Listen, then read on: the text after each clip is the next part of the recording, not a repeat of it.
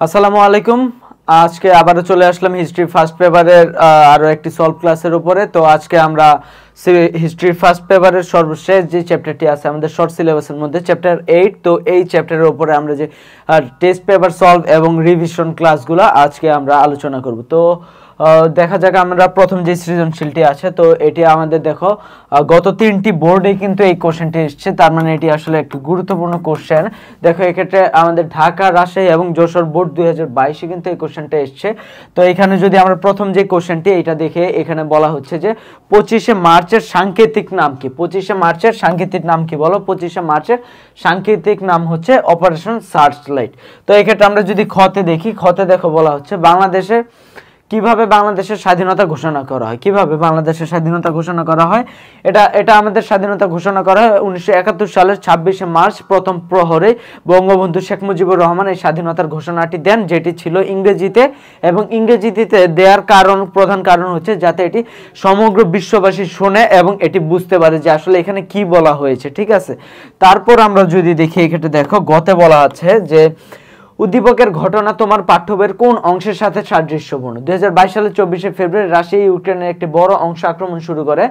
জাতিসংঘের শরণার্থী বিষয়ক সংস্থা রুশ অভিযান শুরুর পর 24 ঘন্টার মধ্যেই প্রায় 5 লক্ষ শরণার্থী গৃহহীন হয়ে পোল্যান্ড, মলদোভা, রোমানিয়ার ভূখণ্ডে ঢুকে পড়ে। ঠিক আছে, এবং পোল্যান্ড কর্তৃপক্ষ ঘোষণা দেয় তারা 10 লক্ষ ইউক্রেনীয়কে আশ্রয় দিবে। তো এটার সাথে আসলে আমাদের কোন অংশের মিল যায়? আমরা যদি পাঠ্য বইটা পড়ে থাকি এবং পাঠ্য বইয়ের উপর একটা ভালো দখল থেকে থাকে, তাহলে আমরা এটা আসলে বুঝতে পারবো যে এটা হলো আমাদের মহান মুক্তিযুদ্ধের সময় যে বাংলাদেশ থেকে প্রায় 1 কোটি মানুষ যে ভারতে শরণার্থী হিসেবে গিয়েছিল, ওই বিষয়টাকে কিন্তু আমাদের এক্ষেত্রে দেখো সাদৃশ্যপূর্ণ। তো আমরা যদি এই সৃজনশীলটা দেখি একটু, তাহলে এই ক্ষেত্রে আমরা দেখতে পাচ্ছি যে তোমার এই ক্ষেত্রে বলা হচ্ছে যে ভারতে যে এই করে আশ্রয় নেয় ওই বিষয়টার সাথে সাদৃশ্যপূর্ণ। এবং তোমার দেখো যখন 1971 সালে তোমার তারা যুদ্ধটা শুরু করে এবং বাংলাদেশ যখন স্বাধীনতা ঘোষণা করা হয়, তারপর থেকে কিন্তু পাকিস্তান বাহিনী প্রাণপণে তোমার বাঙালিদেরকে হত্যা করার তোমার পরিকল্পনা শুরু করে এবং যেটা তারা বাস্তবায়ন করতে শুরু করে। তো এটা যখন হয়, তখন যারা নিরীহ বাঙালি ছিল কিংবা তোমার বৃদ্ধ বা শিশু বা মহিলা যারা ছিল, যাদের আর কি তারা অনেকেই কিন্তু তোমার দেশ ছেড়ে তোমার তখন ভারতে গিয়ে আশ্রয় নিয়েছিল। প্রায় 1 কোটি শরণার্থী কিন্তু তোমার 7 কোটি মানুষের মধ্যে প্রায় 1 কোটি শরণার্থী তোমার ভারতে চলে গিয়েছিল। এবং উদ্দীপকেও কিন্তু আমরা এই বিষয়টাই দেখতে পাই, যখন তোমার রাশিয়া ইউক্রেনের উপর হামলা শুরু করলো, তখন কিন্তু তোমার প্রায় 5 লক্ষ মানুষ শুধুমাত্র 24 ঘন্টার মধ্যে কিন্তু তোমার ইসের মধ্যে পোল্যান্ড, মলদোভা কিংবা এইসব দেশগুলোর মধ্যে, রোমানিয়ার মধ্যে তারা কিন্তু আশ্রয় নেয়। অতএব বুঝতে পারি এটা কিন্তু আসলে আমাদের যে ভারতে যে শরণার্থীরা আশ্রয় নেয় ওই বিষয়টার সাথে কিন্তু উদ্দীপকের সাদৃশ্য রয়েছে। তারপর যদি আমরা ঘতে দেখি, ঘতে দেখো বলা হচ্ছে এক্ষেত্রে যে স্বাধীনতা যুদ্ধে আশ্রয় দানকারী দেশটি কিভাবে সহযোগিতা করেছিল। তার মানে এক্ষেত্রে আমাদের যে স্বাধীনতা কে আশ্রয় দানকারী দেশ ছিল? ভারত। এই ভারতের আসলে আমাদের মুক্তিযুদ্ধে যে অবদান, ঠিক আছে, এই অবদানটা এক্ষেত্রে আমাদেরকে তুলে ধরতে বলা হয়েছে। ঠিক আছে, এবং তুমি যদি পরবর্তীতে সৃজনশীলগুলো দেখবা যে একদম একই বিষয়, যে ভারতে বাংলাদেশে যেই সব শরণার্থী যায় এই বিষয়গুলো, এবং ভারত কিভাবে সাহায্য করেছে, সোভিয়েত রাশিয়া কিভাবে সাহায্য করেছে, কিংবা আমাদের যারা তোমার ব্রিটেন সহ আর অন্যান্য দেশ যারা বাংলাদেশের পক্ষে ছিল, বাংলাদেশ স্বাধীন হওয়ার পক্ষে, তারা কি ভাবে তোমার সাহায্য করেছে, এই বিষয়গুলো কিন্তু তোমার এই ক্ষেত্রে তুলে ধরতে হবে। ঠিক আছে, যেমন দেখো এক্ষেত্রে ভারতরা কি করেছে। প্রথমে কিন্তু ভারত আমাদেরকে তোমার এইসব যারা শরণার্থী ছিল তাদেরকে আশ্রয় দিয়েছে, তাদেরকে ভারতের নিজস্ব তহবিল থেকে খাবার প্রদান করেছে। যেহেতু বাংলাদেশ যুদ্ধ বিধ্বস্তদের, বাংলাদেশ তো শরণার্থীদের খাওয়াইতে পারে না। ঠিক আছে, তো ভারত এগুলাই করেছে। তারপর তারা সামরিকভাবে কিন্তু তারা সহায়তা করেছে। সামরিকভাবে কিভাবে সহায়তা করেছে? তারা কিন্তু ভারতীয় যেসব সেনাবাহিনী ছিল তাদেরকে কিন্তু তোমার দেখো বাংলাদেশে কিন্তু পাঠায় যুদ্ধের জন্য। ঠিক আছে, এইভাবে এটা করে। তারপর রাজনৈতিক অর্থনৈতিকভাবে কিভাবে করে এটা আমরা বললাম। কূটনৈতিকভাবে যে বাংলাদেশের যুদ্ধ কৌশলটা কি হবে বা বাংলাদেশ কিভাবে আক্রমণ করবে কিংবা আক্রমণ থেকে বাঁচতে পারবে, এই বিষয়গুলো কিন্তু কূটনৈতিক মাধ্যমে ফুটে ওঠে। কিংবা তোমার এক্ষেত্রে আমাদের দেখো রাজনৈতিক যে বিষয়গুলো আছে,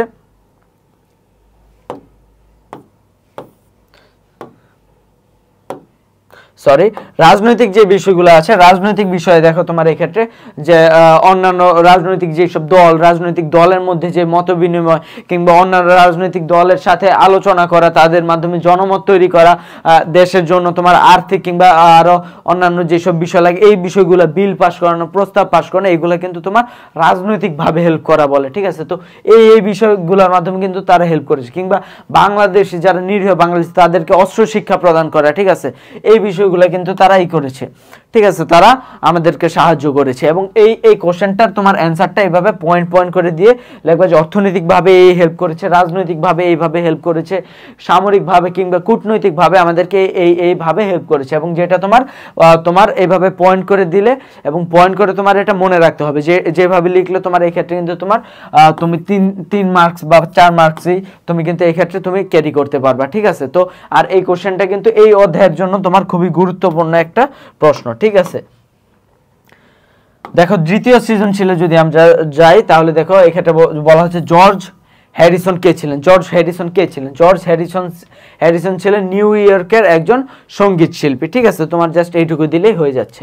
তারপর দেখো এক্ষেত্রে বলা হচ্ছে শরণার্থী বলতে কি বোঝায়। শরণার্থী বলতে বোঝায় যারা তোমার একটি দেশ থেকে তোমার ওই বিপদগ্রস্ত অবস্থায়, ঠিক আছে, কিংবা খাবার কিংবা বাসস্থানের অভাবে কিংবা নিরাপত্তার অভাবে পার্শ্ববর্তী সীমান্তবর্তী যেসব দেশ আছে ওই সব দেশে যখন তারা আশ্রয়ের জন্য যায় ওইটাকে আমাদের মেনলি তোমার শরণার্থী হিসাবে তাদেরকে তোমার চিহ্নিত করা হয়। ঠিক আছে, তারপর দেখো এক্ষেত্রে গতে বলা হচ্ছে উদ্দীপকের বর্ণনায় বাংলাদেশে মুক্তিযুদ্ধ কোন দেশের ভূমিকা পালন করেছে। ঠিক আছে, বাংলাদেশ কোন দেশের ভূমিকা উদ্দীপকের বর্ণনায়। ঠিক আছে, যেমন মার্কিন যুক্তরাষ্ট্রের স্বাধীনতা যুদ্ধে হেল্প করেছিল ফ্রান্স, তারপর স্পেন অস্ত্র দিয়ে রসদ দিয়ে তারা সাহায্য করে। এমনকি আমেরিকার স্বাধীনতা যুদ্ধে সরাসরি তারা অংশগ্রহণ করে। অবশেষে 1776 সালে কিন্তু আমেরিকা স্বাধীনতা লাভ করে। কাদের থেকে লাভ করে? ইউকের থেকে কিন্তু তারা লাভ করে। তারা ইউকের একটা ঔপনিবেশিক দেশ ছিল। ঠিক আছে, তারপর দেখে এক্ষেত্রে কোন দেশের কথা বলা হচ্ছে? ভারতের কথা বলা হচ্ছে। ঠিক আছে, আমরাও কিন্তু বাংলাদেশের ক্ষেত্রেও কিন্তু এই ক্ষেত্রে আমরা উদ্দীপকের সাথে যদি মিলে দেখি যে আমরা বলবো এইভাবে যে উদ্দীপকে আমরা দেখতে পাচ্ছি যে এক্ষেত্রে যুক্তরাষ্ট্রের স্বাধীনতা চলাকালীন ফ্রান্স এবং স্পেন অস্ত্র রসদ দিয়ে হেল্প করেছিল। আমাদের বাংলাদেশের যখন মহান মুক্তিযুদ্ধ চলছিল তখন কিন্তু আমাদেরকে তোমার ভারত কিন্তু এভাবে অস্ত্র শস্ত্র দিয়ে সাহায্য করেছিল। কিংবা এক্ষেত্রে স্বাধীনতা যুদ্ধে সরাসরি অংশগ্রহণ করেছিল। ভারতে কিন্তু তাদের সেনাবাহিনী পাঠিয়ে আমাদের বাংলাদেশের যুদ্ধে কিন্তু সরাসরি অংশগ্রহণ করেছিল। এবং তারপর কিন্তু তারা আমাদেরকে স্বাধীনতার জন্য আরো বিভিন্নভাবে সাহায্য করেছিল। অতএব আমরা বুঝতে পারি যে উদ্দীপকের বর্ণনায় বাংলাদেশের মুক্তিযুদ্ধে যেই দেশের কথা বলা হচ্ছে সেটি হচ্ছে ভারত। তারপর দেখো ঘতে বলা হচ্ছে উক্ত দেশটি মুক্তিযুদ্ধে কোন কোন ক্ষেত্রে ভূমিকা রেখেছে। যেটা জাস্ট বলে আসছি যে অর্থনৈতিক ক্ষেত্রে দিয়ে বলবা, রাজনৈতিক ক্ষেত্রে, তারপর সামরিক ক্ষেত্রে দিয়ে বলবা কি কি, এবং তারপর কূটনৈতিক ক্ষেত্র দিয়ে বলবা যে কি কিভাবে তারা আমাদের হেল্প করেছে। ঠিক আছে, তারপরের সৃজনশীলটিতে যদি আমরা যাই তাহলে এই ক্ষেত্রে দেখো বলা আছে যে কনসার্ট ফর বাংলাদেশ কোথায় অনুষ্ঠিত হয়। কনসার্ট ফর বাংলাদেশ কিন্তু অনুষ্ঠিত হয় আমাদের আমেরিকার নিউ ইয়র্কের মধ্যে। ঠিক আছে, আমেরিকার নিউ ইয়র্কের মেডিসন স্কয়ারে কিন্তু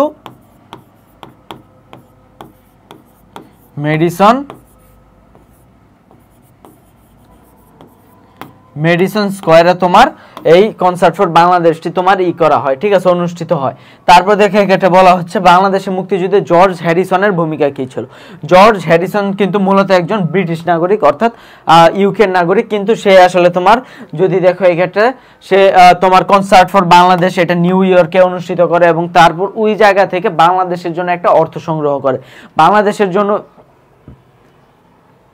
তারা সঙ্গীত প্রতিষ্ঠানে সঙ্গীত এই কনসার্টটা পরিচালনার মাধ্যমে তারা বাংলাদেশ নামক একটি গান গায় এবং তারপর তুলে ধরে যে বাঙালি এবং বাঙালি জাতির উপরে যেসব নিপীড়ন এবং হত্যাকাণ্ড চালাচ্ছে পাকিস্তান বাহিনী এগুলা তুলে ধরে এবং বাঙালিদের জন্য কিন্তু তোমার টাকা পয়সা কিংবা অর্থ যেসব সাহায্য এই তহবিলটা তারা গঠন করে এবং ওই টাকা পয়সার একটা অর্থ সাহায্য কিন্তু তোমার এই জর্জ হ্যারিসন কিন্তু আমাদের বাংলাদেশে প্রেরণ করে। ঠিক আছে, এই ভূমিকাগুলো তার ছিল।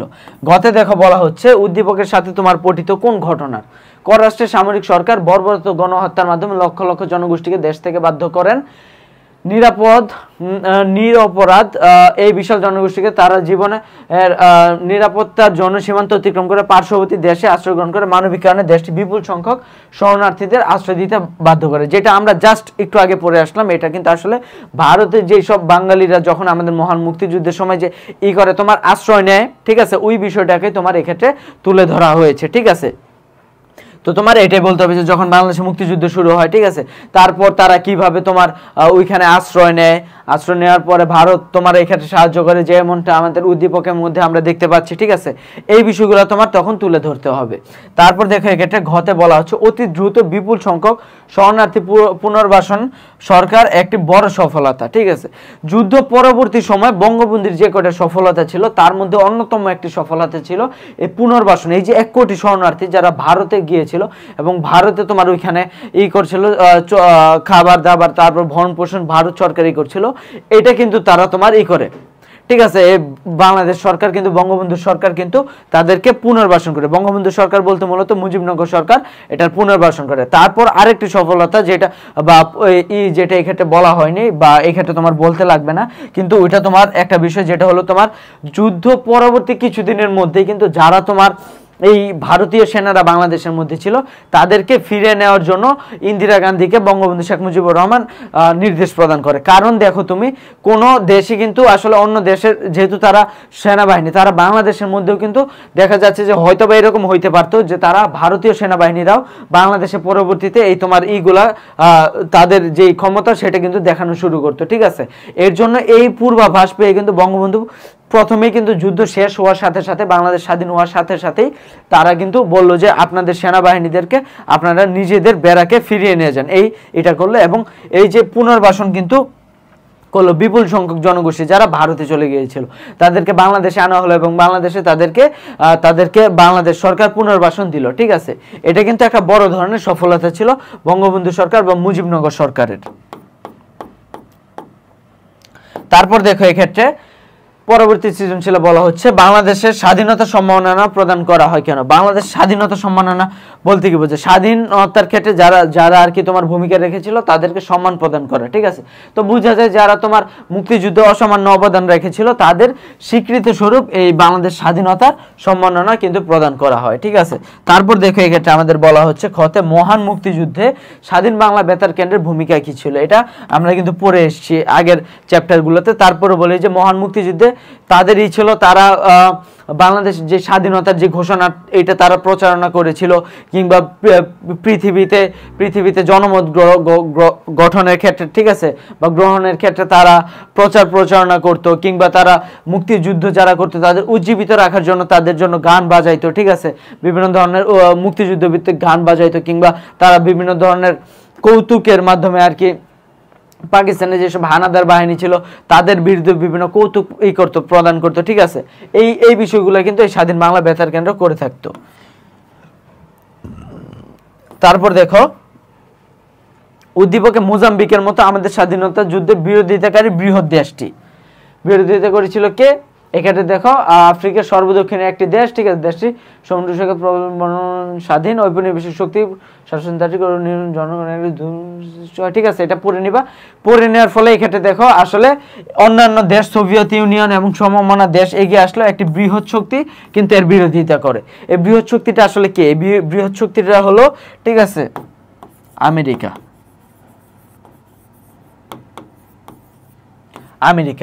আমেরিকার যে ভূমিকাটা ছিল বাংলাদেশের মুক্তিযুদ্ধের সময় সেটা খুবই হতাশ। ঠিক আছে, তখন তাদের যে ছিল পররাষ্ট্রমন্ত্রী হেনরি কিসিঞ্জার, তিনি কিন্তু যুদ্ধের পরে যখন বাংলাদেশ সফল হয় তারপরেও কিন্তু সে বলে যে বাংলাদেশ হলো একটা তলাবিহীন ঝুড়ি, মানে তুমি এই ক্ষেত্রে যাই দেও না কেন এটা তোমার ফাঁক দিয়ে নিচ দিয়ে পড়ে যাবে। ঠিক আছে, এইটা ঠিক আছে। কিংবা জর্জ বুশ যে ছিল তখনকার রাষ্ট্রপতি, সেও কিন্তু পাকিস্তানের পক্ষে ছিল, তারা কট্টরভাবে কিন্তু বাংলাদেশের বিপক্ষে ছিল।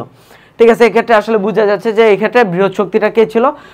তোমার আমেরিকা ছিল। আরো একটা ভাবে বোঝা যায় যে এক্ষেত্রে দেখো সোভিয়েত ইউনিয়ন যেহেতু পক্ষে ছিল, বিপক্ষে রাশিয়া ছিল। ঠিক আছে, এটা একদম বোঝা যায় যে সোভিয়েত ইউনিয়ন এবং বর্তমান রাশিয়া যেই পক্ষে থাকবে তার বিপক্ষে থাকবে আমেরিকা। ঠিক আছে, এটার ক্ষেত্রে আর কোনো দ্বিমত নাই। তো এই ক্ষেত্রে আমরা বুঝতে পারি যে আসলে এটা আমেরিকা ছিল, বৃহৎ শক্তির কথা যেহেতু বলা হচ্ছে, ঠিক আছে।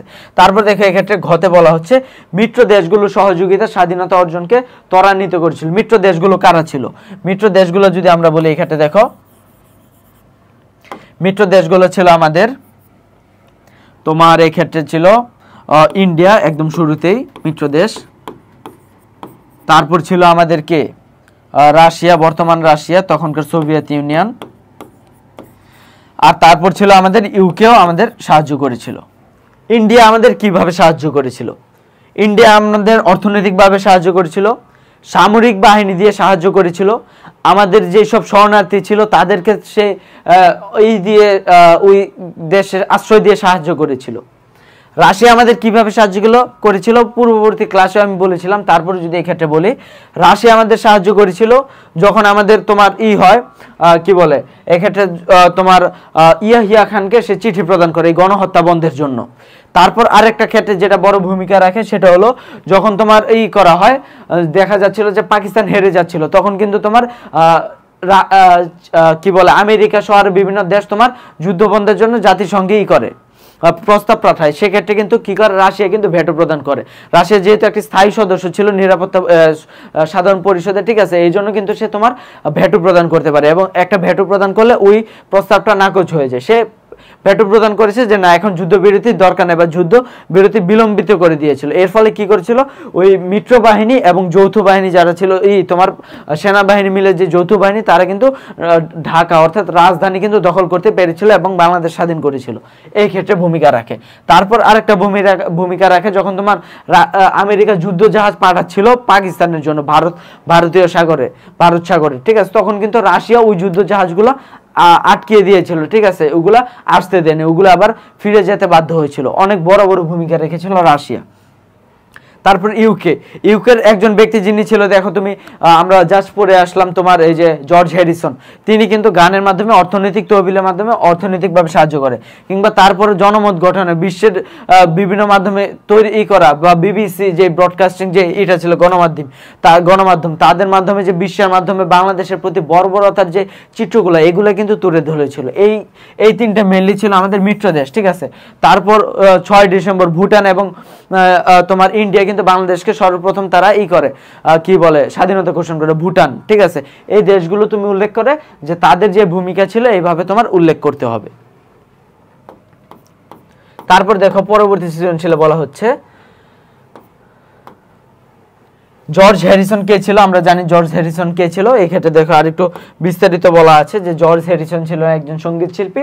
তিনি মুক্তিযুদ্ধের সমর্থনে বিশ্ব জনমত সৃষ্টি এবং দান সহায়তা কার্যক্রম পরিচালনার জন্য যুক্তরাষ্ট্রের শহরে বাংলাদেশ কনসার্ট নামে একটি কনসার্ট আয়োজন করে গান পরিবেশন করেন, ঠিক আছে।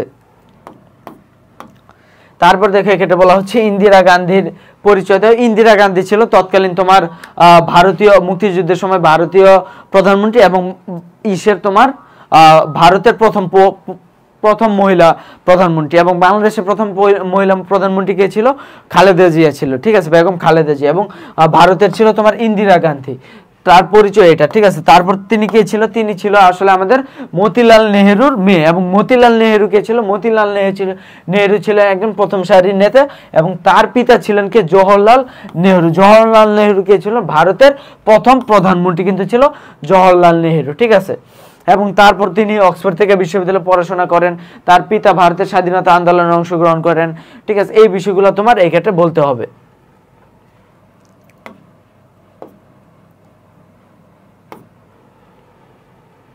সরি, এই ক্ষেত্রে একটা যে হলো পিতামহ ছিল মতিলাল নেহেরু আর পিতা ছিল তোমার জওহরলাল নেহেরু, ঠিক আছে। তার আর কি তোমার যখন এটা হয় তোমার দেখো যুদ্ধের সময় যখন তোমার থাকে আমাদের যখন যুদ্ধ চলাকালীন থাকে কিংবা পাকিস্তানের অধীন থাকে তখন কিন্তু তোমার ইন্দিরা গান্ধী ছিল, এবং তার আগে কিন্তু রাষ্ট্রপতি ছিল এই যে জওহরলাল নেহেরু অর্থাৎ ইন্দিরা গান্ধীর পিতা, ঠিক আছে। তারপর দেখো এক্ষেত্রে আমাদের বলা হচ্ছে তোমার যে উদ্দীপকের মতো তোমার পাঠ্য বইয়ের কোন কোন দেশ তোমার বাংলাদেশকে সহযোগিতা করেছিল, ঠিক আছে। দেখো কোন কোন দেশ, ঠিক আছে, কোন কোন দেশ ছিল এটা জাস্ট আমরা বলে আসলাম যে এক্ষেত্রে কোন কোন দেশ আমাদের সাহায্য করে এসেছিল, ঠিক আছে। এক্ষেত্রে আমাদের সাহায্য করেছিল তোমার রাশিয়া, তারপর আমাদের ভারত, তারপর ভুটান স্বীকৃতি প্রদান করে কিংবা আর্থিকভাবে বা জনমত সৃষ্টিতে আমাদের ইউকে সহায়তা করে, এই বিষয়গুলো তোমার এক্ষেত্রে বলতে হবে। উক্ত দেশের সহযোগিতামূলক কর্মকাণ্ডে বাংলাদেশকে বিজয়ের ত্বরান্বিত করে। মায়ানমার সেনাবাহিনীর অত্যাচার নিপীড়নের কারণে মুসলিম জনগোষ্ঠী বাংলাদেশ শরণার্থী শিবিরে আশ্রয় গ্রহণ করে এবং বাংলাদেশ সরকার সাধ্যমতো তাদের সাহায্য ও সহযোগিতা করছে, এখন পর্যন্ত কিন্তু করছে, ঠিক আছে। আর এই দেশের মতো বাংলাদেশকে কারা সাহায্য করে, এটা ছিল ভারত, ঠিক আছে। এই ক্ষেত্রে গতে তোমার বলতে হবে যে সবগুলা দেশের কথা, আর এই ক্ষেত্রে তোমার বলতে হবে যে তোমার ভারতের কথা, যে ভারত আমাদের কিভাবে সাহায্য করে, যেটা আমরা অলরেডি বলে ফেলেছি, ঠিক আছে। তারপর যদি আমরা দেখি এক্ষেত্রে দেখো বলা আছে মুক্তিযুদ্ধের সময় ভারতের প্রধানমন্ত্রী কে ছিলেন। মুক্তিযুদ্ধের সময় ভারতের প্রধানমন্ত্রী কে ছিলেন, ইন্দিরা গান্ধী। এবং মুক্তিযুদ্ধে ব্রিটেনের ভূমিকা কি ছিল, মুক্তিযুদ্ধে ব্রিটেনের ভূমিকাটা আমরা অলরেডি বলে এসেছি।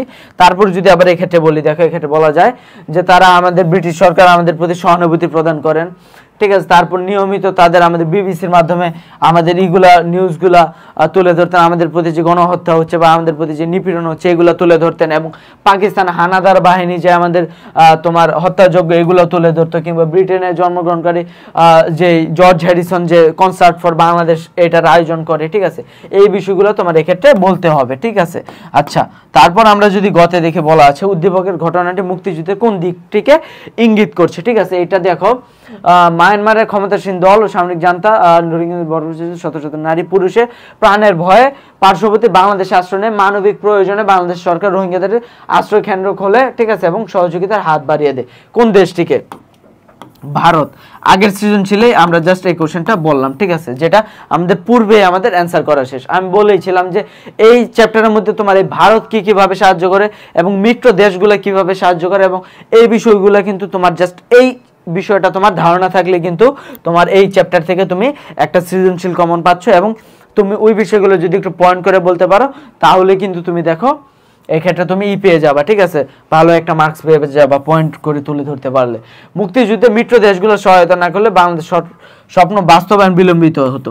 তোমার প্রথমে এক্ষেত্রে বলতে হবে যে মুক্তিযুদ্ধে যেসব মিত্র দেশগুলো ছিল তারা কিভাবে সাহায্য করে, এই বিষয়গুলো তুলে ধরার পরে তুমি বলবা যে আসলে যদি তারা সাহায্য না করতো তাহলে কি হতো। দেখো আমেরিকা কিন্তু তখন যুদ্ধ জাহাজ নিয়ে বাংলাদেশে প্রবেশ করে যেত, ঠিক আছে, বা বঙ্গোপসাগরে প্রবেশ করে যেত, কিংবা ভারত সাহায্য না করলে বাংলাদেশে এই নর্মাল মানুষ কিন্তু তোমার পাকিস্তানের বিরুদ্ধে করতে পারতো না, হয়তোবা বাংলাদেশ স্বাধীন হইতো, বাট এটা কিন্তু তোমার একটা বিলম্বিত ঘটনা ছিল, ঠিক আছে, এটা কিন্তু একটা বিলম্বিত তোমার ঘটনা হইতো, যদিও স্বাধীন হইতো, আর স্বাধীন না হওয়ার সম্ভাবনা অনেকটাই ছিল। তারপর দেখো পরের সৃজনশীলটা কনসার্ট ফর বাংলাদেশ কোথায় হয়েছিল, আমরা জানি যে নিউ ইয়র্কের মেডিসন স্কোয়ারে, ঠিক আছে, অলরেডি বলা আছে এটা। তারপর দেখো বলা আছে মুক্তিযুদ্ধের 7 নং সেক্টরের অবস্থান কোথায়। মুক্তিযুদ্ধের 7 নং সেক্টরটি ছিল আমাদের দিনাজপুর জেলার দক্ষিণাঞ্চল, বগুড়া, রাজশাহী, পাবনা জেলায়, ঠিক আছে। এক্ষেত্রে তোমার এখানে 2 জন মেজর ছিলেন এই সেক্টরের নেতৃত্ব। প্রথম তোমার ধাপে দেয় মেজর নাজমুল হক এবং পরবর্তী ধাপে তোমার দেয় মেজর কাজী নুরুজ্জামান, ঠিক আছে, এক্ষেত্রে তারা লিড দেয়। তো এক্ষেত্রে দেখো গতে বলা হচ্ছে উদ্দীপকের মতো মুক্তিযুদ্ধে কোন দেশ বাংলাদেশ অনুরূপ সাহায্য করে। শরণার্থী, সিরিয়াবাসীকে শরণার্থী, তার মানে এই ক্ষেত্রে আর কিছু দেখার দরকার নেই, এটা কিন্তু আমাদের দেখো ভারত, আমরা এটা অলরেডি বুঝে গেছি, ঠিক আছে।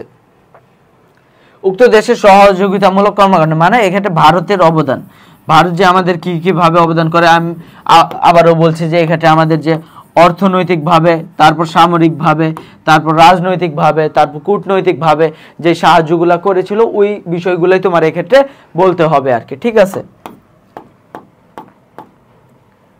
খুবই সহজ, ঠিক আছে। হিস্ট্রি আসলে খুব কঠিন একটা বিষয় না, খুবই সহজ। আমরা খারাপ করারই হলো যে আর্টসে পড়ি, আচ্ছা আর্টসে তো এমনি সবকিছু সহজ, আমাদের আর কি করতে হবে, ঠিক আছে। এই বিষয়গুলো আমরা ভাবি এবং ভাবার পরে আমরা ওই অনুযায়ী আরো লেখাপড়া ছেড়ে দিই। কিন্তু আমরা যদি দেখি যে দেখো তুমি একটা সায়েন্সের স্টুডেন্টের কি পরিমাণ করতে হয়, ওই অনুযায়ী কিন্তু আর্টসে তুমি জাস্ট একটা টপিক পড়লা এবং এক ধরনের নির্দিষ্ট কোশ্চেন পড়লে তোমার কিন্তু এক্ষেত্রে তুমি কিন্তু খুব ভালোভাবে অ্যান্সার করতে পারছো এক্ষেত্রে, ঠিক আছে।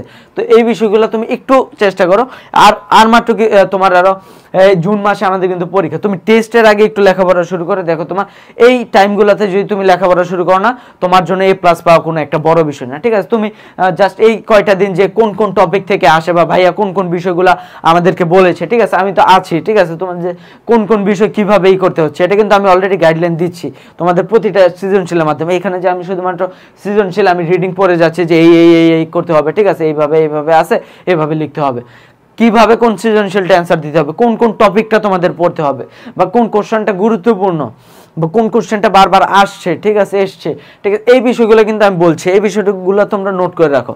আমার অ্যান্সারের মতো তোমাদের হইতে হবে এরকম কোনো বিষয় না, বাট তোমরা বুঝো যে এইভাবে অ্যান্সার করলে এইভাবে মার্কস পাওয়া যায়, ঠিক আছে? ভাইয়া যেহেতু মার্কস পাইছে, তোমরা অবশ্যই এই বিষয়গুলো থেকে মার্কস পাবা, ঠিক আছে? একটা ভালো কিন্তু একটা রেজাল্ট করতে পারবা। আর এত 2 বছর হয়তো তোমরা পড়ো নাই বা এই করো নাই, এখন কিছুদিন আছে, এই কিছুদিন তোমরা একটু চোখ কান নাক একটু বন্ধ করে একটু পড়ো, দিনে 6-7 ঘন্টা একটু এগুলো একটু দেখো, দিনে 6-7 ঘন্টা করে ভাই যদি 2-3 দিন দেখো, একটা হিস্ট্রি শেষ হয়ে যায় তোমার, ঠিক আছে? একটা সৃজনশীলের একটা হিস্ট্রি তোমার এক পেপারের তোমার যত সৃজনশীল আছে সব সলভ হয়ে যায়, ঠিক আছে? তুমি দেখো না, 2 দিন একটু ট্রাই করে দেখো তোমার কাছে কিন্তু এই বিষয়গুলো সহজ লাগবে। তারপর তুমি একটু লেখার ট্রাই করো, একটু দেখো যে এইভাবে লিখতে হবে, একটু ওইভাবে পড়ে যাও, দেখো তোমার ভালো হয় কিনা। টেস্ট পরীক্ষা তো সামনে আছে, তুমি দেখো তোমার টেস্ট পরীক্ষা ভালো হয় কিনা, দেখো তুমি এগুলো। যদি না হয় তারপর আমারে বলো। দেখো আমরা যদি এই সৃজনশীলটিতে যাই, মুক্তিযুদ্ধ সরকারের রাষ্ট্রপতি কে ছিলেন? মুজিবনগর সরকারের রাষ্ট্রপতি ছিল আমাদের শেখ মুজিবুর রহমান, ঠিক আছে? শেখ মুজিবুর রহমান, বঙ্গবন্ধু শেখ মুজিবুর রহমান। তারপর দেখো এখানে বলা হচ্ছে শহীদ মিনার নির্মাণ প্রক্রিয়া। শহীদ মিনার কিন্তু প্রথম উদ্বোধন হয় আমাদের 23শে ফেব্রুয়ারি, ঠিক আছে? 23শে ফেব্রুয়ারি 1952 সালে কিন্তু, মানে 21শে ফেব্রুয়ারি কিন্তু আমাদের হয় কি বলে যারা ছিল শহীদ হয়, ভাষা শহীদরা। তারপর কিন্তু 22 তারিখে আবার উইটার প্রতিবাদ করতে গেলে শফিউর নামের যে ছাত্র ছিল সে কিন্তু শহীদ হয়, এবং 23শে ফেব্রুয়ারিতে আমাদের কিন্তু এই যে ছিল তোমার শহীদ শফিউরের পিতা এটা নির্মাণ করেন। এবং পরবর্তীতে আবার দেখা যাচ্ছে যে আমাদের 1954 সালে এর স্থানে অস্থায়ী একটি স্মৃতিস্তম্ভ নির্মাণ করা হয় এবং যার উদ্বোধন করে নাট্যগুরু নুরুল মোমেন। তারপর 1963 সালে এই অসমাপ্ত শহীদ মিনার উদ্বোধন করেন শহীদ আবুল বরকতের মা। বরকতের মা কিন্তু 1963 সালে আবার করে, এবং তারপর কিন্তু মুক্তিযুদ্ধের সময় 1972 সালে কিন্তু ভেঙে দেয়। এবং বর্তমান যে আমাদের শহীদ মিনারটা আছে তোমার ঢাকা মেডিকেল কলেজের পাশে, ঠিক আছে? এইটা কিন্তু আমরা কি এটা তোমার কিন্তু 1983 সালে এটার কাজ করে আজকের যে রূপটা আছে এই রূপটা লাভ করে, ঠিক আছে? তো আমরা যদি এক্ষেত্রে দেখি, তোমার বলা হচ্ছে উদ্দীপকে অনুরূপ বাংলাদেশ স্বাধীনতা যুদ্ধে সহযোগী দেশটি একই বিশ্ব সহযোগী দেশ, মিত্র দেশগুলো বা একটা দেশ ভারতের কথা, কিংবা সোভিয়েত ইউনিয়ন, তারপর ভারত, রাশিয়া, ইউকের কথা, ঠিক আছে? ঘুরে ফিরে কিন্তু দেখে একই কোশ্চেন এই ক্ষেত্রে, আর কোনো কোশ্চেনই এই ক্ষেত্রে না। এই অধ্যায় আমেরিকার স্বাধীনতা যুদ্ধে ফ্রান্স বিপ্লবীদের রসদ, এবং এই কোশ্চেনটি কিন্তু আমরা পেয়েছিলাম যে আমেরিকা যুদ্ধ হচ্ছে, ফ্রান্স এবং তোমার যারা ছিল তারা কিন্তু তোমার অস্ত্রশস্ত্র দিয়ে সাহায্য করেছিল, ঠিক আছে? তারপর দেখো তারা স্থল ও নৌপথে আমেরিকার স্বাধীনতাকামীদের সহায়তা করে, অবশেষে প্যারিস চুক্তির মাধ্যমে যুক্তরাষ্ট্রের স্বাধীনতা স্বীকার করে ব্রিটিশরা আমেরিকা ত্যাগ করে, ঠিক আছে? এই ক্ষেত্রে কে ছিল? এই ক্ষেত্রে আমাদের কে ছিল? এক্ষেত্রে ছিল ভারত। আমরা যদি এবার এটাকে উদ্দীপকের সাথে মিলে কিভাবে মিলাইতে পারি, দেখো এক্ষেত্রে আমাদের উদ্দীপকে যেমন ব্রিটিশ আমেরিকাদের সাহায্য করেছিল ফ্রান্স, আমাদেরকে সাহায্য করেছিল ভারত, আমাদের অস্ত্রশস্ত্র দিয়েছিল, আমাদেরকে সামরিক বাহিনী দিয়েছিল, আমাদের অর্থনৈতিকভাবে তারপর কূটনৈতিকভাবে সহায়তা করেছিল, আমাদের শরণার্থীদেরকে তারা আশ্রয় দিয়েছিল। তারপর উদ্দীপকে যেমন তারা একটি চুক্তি করে তারপর তারা দেশ করে, তেমন বাংলাদেশে কিন্তু 16ই ডিসেম্বর যে বিজয় দিবসের যে চুক্তিটা করে, ঠিক আছে? ওই চুক্তিটা করে তারা কিন্তু দেশ ত্যাগ করে, ঠিক আছে? এই বিষয়গুলো মিল আছে। অতএব উদ্দীপকের সাথে আমরা এই কোশ্চেনটা এই পাঠ্যপুস্তকের মিল বা সাদৃশ্য দেখতে পাই, যে ক্ষেত্রে আমাদের বন্ধু সহযোগী দেশ ভারতের কথা এই ক্ষেত্রে বলা হচ্ছে, ঠিক আছে? তারপর শুধু সামরিক সাহায্য নয়, মানবিক সাহায্যের ক্ষেত্রে দেশটির ভূমিকা ছিল অগ্রগণ্য। তার মানে এই ক্ষেত্রে কিন্তু তোমার শুধু সামরিক সাহায্য না, এই ক্ষেত্রে আমাদের যে বাকি আরো কতগুলো সাহায্য আছে, জনমত তৈরি করা, মুজিবনগর সরকার ক্ষেত্রে নিজের দেশের সচিবালয় গঠন করতে দেওয়া, শরণার্থীদেরকে আশ্রয় দেওয়া, তারপর অর্থনৈতিকভাবে তাদের ভরণ পোষণ করা, তারপর আমাদের যে কূটনৈতিকভাবে সাহায্য করা, তারপর সেনাবাহিনী পাঠিয়ে, এটা তো সামরিকের মধ্যেই যায়, কিংবা আমাদের রাজনৈতিকভাবে সাহায্য করা, তারপর ডিপ্লোম্যাটিক ভাবে যেসব সাহায্য করা, এইসব সাহায্যগুলো কিন্তু তোমার এক্ষেত্রে বলতে হবে পয়েন্ট দিয়ে, ঠিক আছে?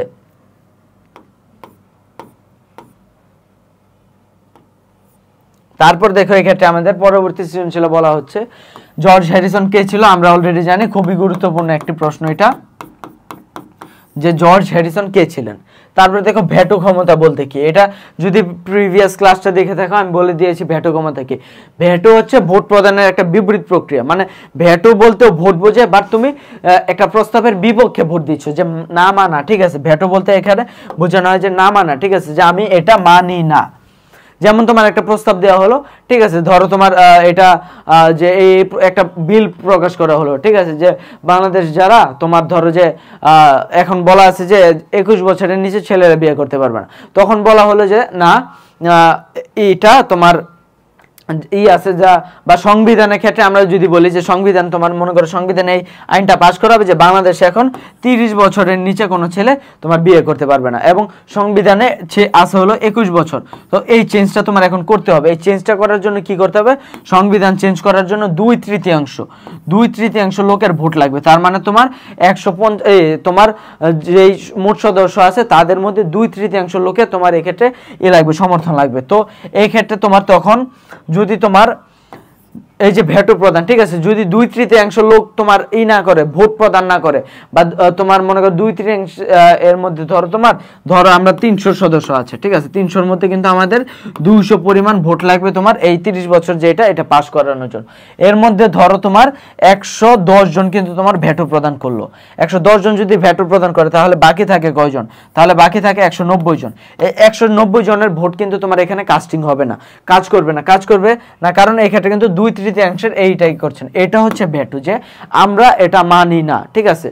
এই যে ভেটো প্রদান করা যে কোনো ক্ষেত্রে এটাই হচ্ছে তোমার আর কি, এটাকে ভেটো বলা হয়। যেমন তোমার যখন তোমার এই ক্ষেত্রে আমরা যদি দেখি যে জাতিসংঘের কোনো বিষয়ে 5টি স্থায়ী সদস্য রাষ্ট্র আছে, যেগুলো হলো মার্কিন যুক্তরাষ্ট্র, রাশিয়া, ফ্রান্স, চীন এবং জার্মানি, ঠিক আছে। যুক্তরাষ্ট্র, ইংল্যান্ড, ফ্রান্স, রাশিয়া, চীন, জার্মানি না, সরি, ঠিক আছে।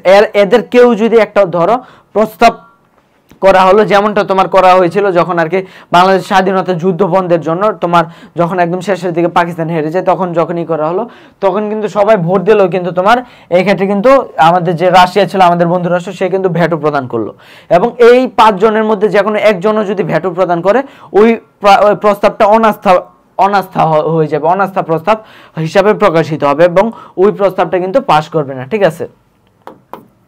তারপর দেখে এক্ষেত্রে গতে বলা আছে উদ্দীপকে উল্লিখিত তুরস্ক ও জর্ডানে কুয়েত শরণার্থী আশ্রয় দেওয়ার মুক্তিযুদ্ধে চলাকালীন কোন সময় বাঙালিদের সাদৃশ্য রয়েছে, এটা কোনটার সাথে বলো তো? এটা কি আলাদা করে আর বলা দরকার আছে? এটা হলো আমাদের ওই যে ভারতে যে আমাদের শরণার্থীদের দেওয়া হয়, ওইটারই তোমার এক্ষেত্রে বহিঃপ্রকাশ। তারপর দেখো এক্ষেত্রে বলা হচ্ছে বাংলাদেশ মুক্তি জাতিসংঘের ভূমিকাকে তুমি করো। জাতিসংঘের ভূমিকা লিটারেলি কিচ্ছু ছিল না, ঠিক আছে। জাতিসংঘ কিন্তু চাইলেই পারতো, যখন আমাদেরকে সার্বভৌমত্ব পাকিস্তানিরা দিচ্ছিল না, আমরা তো প্রথমেই বললাম আমাদের আলাদা রাষ্ট্র করে, আমরা প্রথমেই ছিল যে আমরা যেহেতু ইসের আন্ডারে আছি, ভারতে পাকিস্তানের আন্ডারে আছে, আমরা পাকিস্তানের আন্ডারে থাকতে রাজি, কিন্তু আমাদের এইগুলা দেয়া হোক, আমাদের যে অর্থনৈতিক বৈষম্য, সামাজিক বৈষম্য, এগুলো দূর করা হোক। জাতিসংঘ কিছু করে নাই। তারপর আমরা যখন যুদ্ধ ছিলাম প্রথম দিকে, আমাদের যখন এই যে 25শে মার্চ হত্যা করা হলো, আমাদের নেতাকে ধরে নিয়ে যাওয়া হলো, জাতিসংঘ এখানে চুপ ছিল। কারণ কি, জাতিসংঘ আসলে মেইন কিন্তু চলে হচ্ছে আমেরিকার কথা, আর আমেরিকা ছিল পাকিস্তানের পক্ষে, মানে বাংলাদেশের বিপক্ষে। এটা তোমার কিন্তু এই জন্য কিন্তু তারাও এই ক্ষেত্রে চুপ ছিল। এবং পরবর্তীতে যখন দেখলো যে তোমার বাংলাদেশ জিতে যাচ্ছে এবং পাকিস্তান হেরে যাচ্ছে, তখন জাতিসংঘ বলছে যে হ্যাঁ এবার তোমাদের তো করা দরকার, যুদ্ধ বন্ধ করে দেওয়া দরকার, যুদ্ধ বিলম্ব করা দরকার, ঠিক আছে। এই ধরনের ফাউল কাজ করছে, ঠিক আছে, তোমার জাতিসংঘ, ঠিক আছে। মানে তাদের ছিল, তুমি তো খুবই দায়িত্বহীন এবং খুবই হতাশাজনক তাদের ভূমিকা ছিল।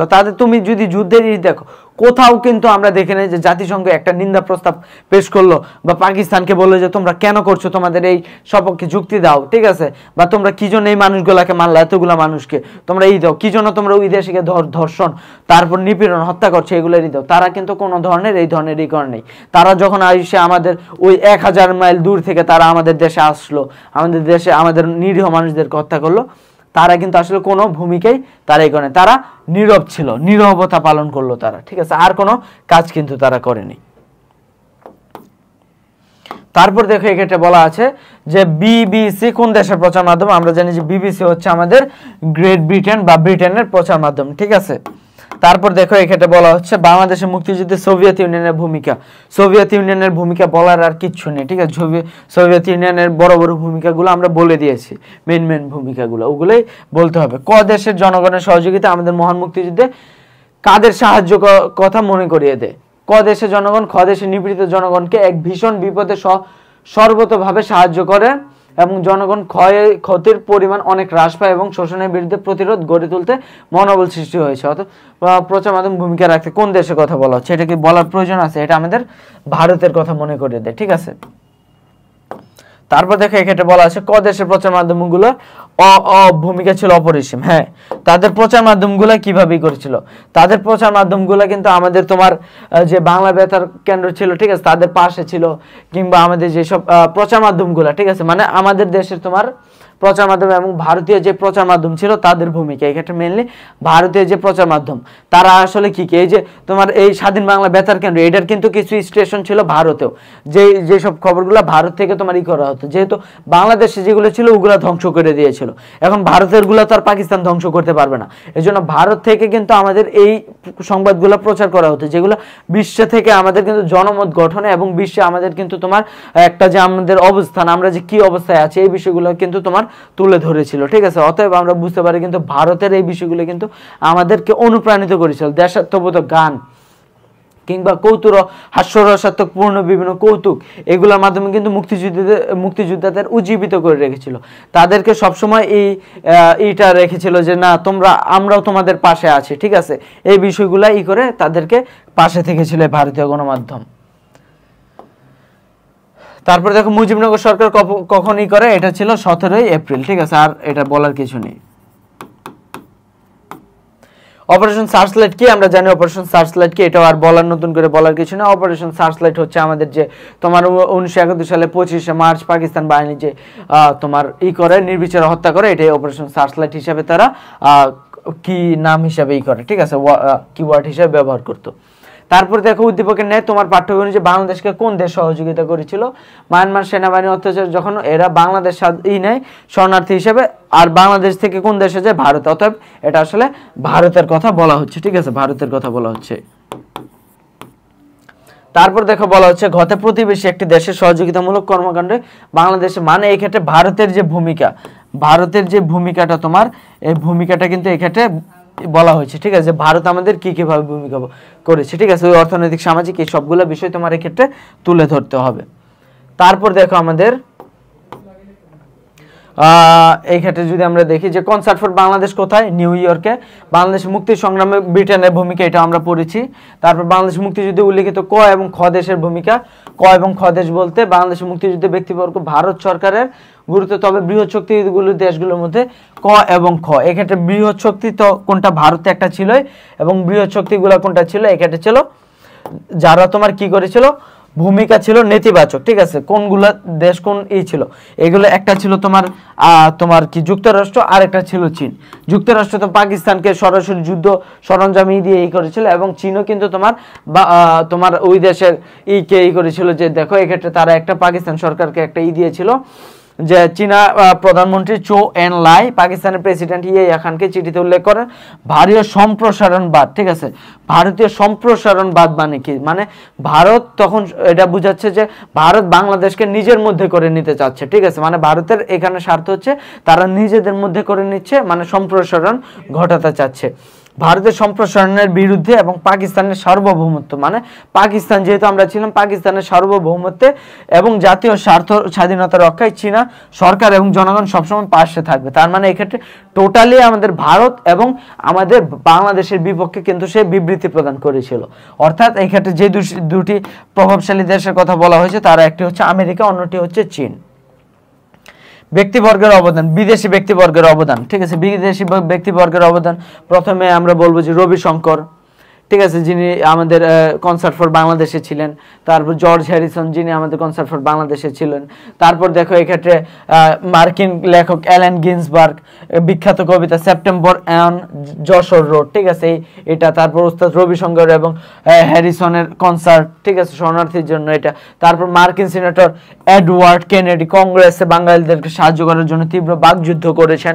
তারপর বাংলাদেশ নিযুক্ত তৎকালীন মার্কিন দূতাবাসের কনসালটেন্ট, ঠিক আছে, জেনারেল আর্চার কেন্ট, ব্লাডের তোমার কি করছে, ব্লাডের অক্ষয়, ব্লাড টেলিগ্রামের ইতিহাসে বাংলাদেশের মুক্তিযুদ্ধে বিশ্ববাসীর অকৃত্রিম সমর্থনের অনবদ্য দৃষ্টান্ত, ঠিক আছে।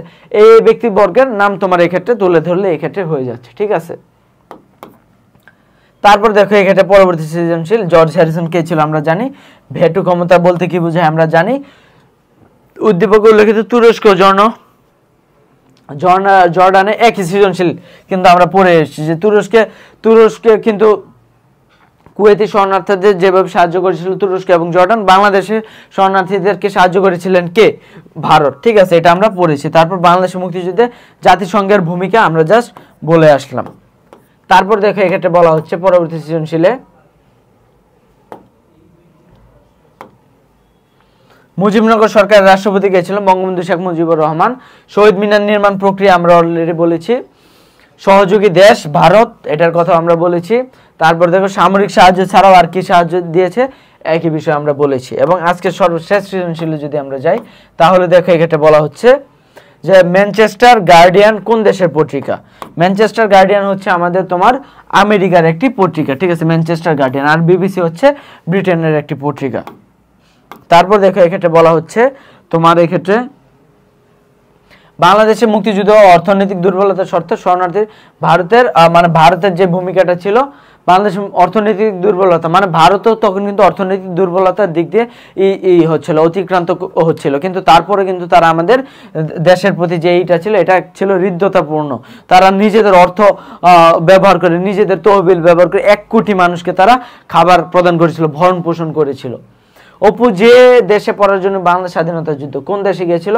বাংলাদেশের নাগরিক 2010 এমন একটি বিদেশ শহরে গিয়েছে যে শহরে প্রবাসী বাঙালি মুক্তিযুদ্ধে সপক্ষেই ছিল, ঠিক আছে, না পেরে নিজেকে গর্বিত মনে করছে। কোন দেশের কথা বলা হচ্ছে? এক্ষেত্রে আমাদের ব্রিটেনের কথা বলা হচ্ছে, ঠিক আছে। ব্রিটেনের যে গুরুত্বটা এটার কথা কিন্তু আমাদের এক্ষেত্রে ব্রিটেনের আমরা কিন্তু অলরেডি জেনে আছি যে ব্রিটেন আমাদের কিভাবে সাহায্য করেছিল। তারপর তুমি কি মনে করো এই দেশটি ছাড়াও আরো অনেক দেশ অবশ্যই বাংলাদেশকে সাহায্য করেছিল। প্রথমে আসে ভারত, তারপর আসে রাশিয়া। তো এই বিষয়গুলো তোমার এই ক্ষেত্রে কিন্তু ভারত, রাশিয়া, ঠিক আছে, অন্যান্য দেশ কিভাবে আমাদের হেল্প করেছিল এই বিষয়গুলো তোমার এই ক্ষেত্রে তুলে ধরতে হবে, ঠিক আছে। ব্রিটেন। তো এর মাধ্যমে কিন্তু আমাদের হিস্ট্রির ফার্স্ট পেপারের যে রিভিশন ক্লাসগুলো সবগুলো ক্লাস কিন্তু আমরা সলভ করে ফেললাম এবং এই সম্বন্ধীয় যেসব আলোচনা ছিল ওইগুলো শেষ করলাম। তো আমাদের পরবর্তী ক্লাস আপলোড করা হবে সেগুলো হচ্ছে আমাদের হিস্ট্রি সেকেন্ড পেপারের উপরে। তো আমাদের সাথেই থাকুন, ঠিক আছে। এবং ওই ক্লাসগুলো যদি প্রিভিয়াস ক্লাসগুলো যদি না দেখে থাকেন তাহলে অবশ্যই প্রিভিয়াস ক্লাসগুলো দেখে নেবেন। ধন্যবাদ।